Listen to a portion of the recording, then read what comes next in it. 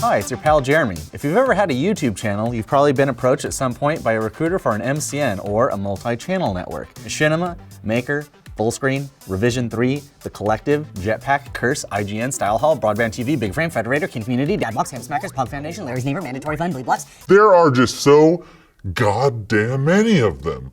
What in the hell are they actually, and what do they even do? Companies and consumers are still trying to figure this out, to be honest, but it's my hope that I can help fill in some of the blanks here. Origins of the MCN are actually pretty simple. In the early days of YouTube, there were a small handful of channels that were approved by YouTube to monetize their content. So at Machinima, where I was at the time, and which was a monetized and direct sold channel, we had the epiphany that you could add other channels into your verified CMS. That's your content management system, thereby allowing any channel in the network to monetize content at the same rate. There was absolutely no cap on how many channels you could add, so we immediately began adding hundreds, then with the explosion of gameplay videos happening at the time, thousands. It was a goddamn gold rush! Let's see, what do we got here? We got a Rooster Teeth, we got a couple of vloggers, we got some prank channels. I got a lot of homophobic COD channels. Are you keeping all these little shitty ones, or? Channels are channels, my dude.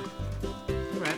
Do you remember that scene in Office Space where Peter and his friends write a code that skims a fraction of a penny off of each and every transaction that goes through the company? Core business strategy was essentially that. Most partners only generated a fistful of dollars per month, but many others were raking in thousands. At the time, Machinima and other networks joining the recruitment arms race were guaranteeing CPNs, which is a cost per milli, essentially how much money you would make per 1,000 impressions on monetizable views, of around $2. This was a gamble as CPMs had and continue to rise and fall pretty erratically. But consider the upside. Let's say CPMs hit $4 and you have 10,000 partners in your network. That's $2 profit per 1,000 views, and your total network views might be climbing to the hundreds of millions, maybe even billions of impressions. If your vertical is in a desirable niche, like I don't know, gaming or fashion and beauty, over which you have some recognizable market share, and your salespeople are even remotely competent and connected, those CPMs might actually be quite achievable. That's a lot of ifs, but you know, if it was easy, everybody would be doing it. There are a ton of other complicating factors here, of course, the percentage that YouTube takes, whether or not the views are monetizable, whether the views are in the US versus international. International views don't monetize as highly, obviously, as they do in the US. Any which way you slice it, MCNs were essentially looking at a passive income in the hundreds of thousands, if not millions of dollars per month. That required not much more than a handful of recent college grads, some entry-level programmers in the early 20s, and a few professional salespeople to manage, and that's pretty much it. Investment money was pouring in, companies were springing up, people were acting like this was the second coming of goddamn cable television. Now all it was left to do was to establish who was Fox, and who was Comedy Central,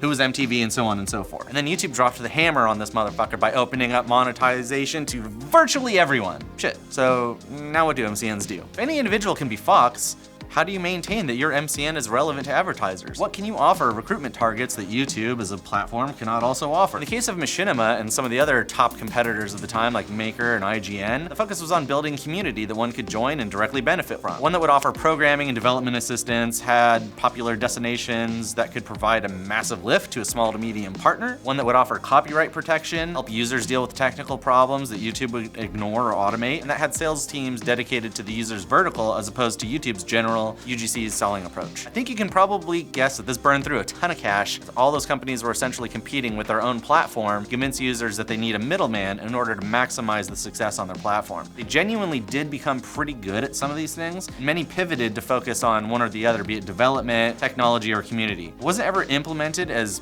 equally amongst top tier and entry-level partners, of course, but whatever is, life's unfair, man. Why do MCNs all seem to be disappearing and dissolving even after being acquired by huge multinational corporations like Disney, Amazon, and Warner Brothers in some cases? Number one, executive mismanagement. This is more of a tech thing than an MCN thing, but whenever a hot new company begins to attract the attention of potential suitors for acquisitions, ooh baby, they seem to always start hiring upper and middle management execs from brands with waning relevancy whose resumes look good on paper, but who generally don't fit in with the culture or even have a really good idea or grasp of what the company even is, or even care. It becomes all about the optics at this point for the sexy, nubile young MCN. And once the actual purchase takes place, everything generally goes to shit. Everyone cashes in the shares, moves on to something else, somebody buys a boat, somebody starts a VR company, most of the staff gets laid off, and the world just continues on its long, slow slide into oblivion. All that money gets reinvested into whatever the hot new media adjacent company template of the day is, and it all starts over again. Hey, venture capitalism, everybody. I just explained two things in one video. What do you think about that? Number two, mercenary partnerships. When every sucker VC in the state of California has his or her own boutique MCN, tube lords have their pick of offers from dozens of potential recruiters willing to offer insane guarantees in order to add value to their portfolio. Don't like the current agreement agreement you have? Got a better deal on the table? Just badmouth your MCN on social media. Every tube lord is a demigod to his or her own worshipful community, and their word is law. If they say the MCN is bad,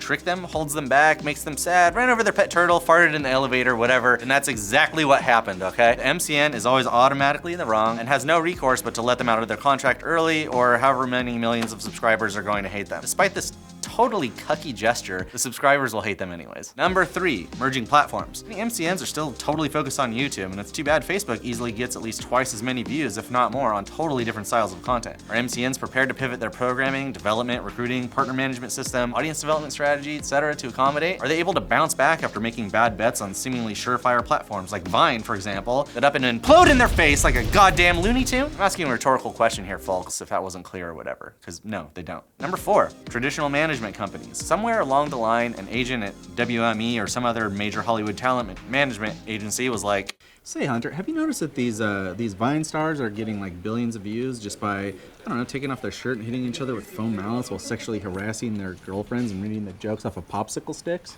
Yeah. I mean, it's no worse than the shit we're already making billions of dollars off of, to be honest. Fair enough. I like money. Me too. and just like that, traditional talent management companies who actually have experience managing and representing talent were eating MCN's lunch. That's why we have to keep seeing Viners in movies and on television shows forever now. Thanks a lot for that. You guys seen The Babysitter? 3 out of 4 people got an STD. I got 2 people's blood on me. You do the math. What do you think was the worst part of that movie? You know, let me know in the comments below. I could go on, but you get the idea. The TLDR version of it is MCNs have to evolve with the rapidly changing industry or basically get fucked, regardless of who their patrons are. And any way you look at it, they're gonna have to be a multi-brand, owned and operated network like Jukin or Group 9 Media, a boutique production and development focused talent network like Rooster Teeth or Studio 71 or whatever this is, if they want to not only survive, but flourish. Hey, we're flourishing, right? We're not an MCN. Oh yeah, right. But we could be, right? You just spent 20 minutes explaining why they're stupid, so no. Fair point. Well, let me know what you think in the comments below. Are MCNs dumb? Has their ship finally sailed? Or are they still offering a valuable service to creators? Don't forget to like and subscribe. Tell me who your favorite network is. Is it Larry's Neighbor? Is it Bleeblocks? That one's my favorite. I'm your pal Jeremy, and I'll see you in hell. Goodbye.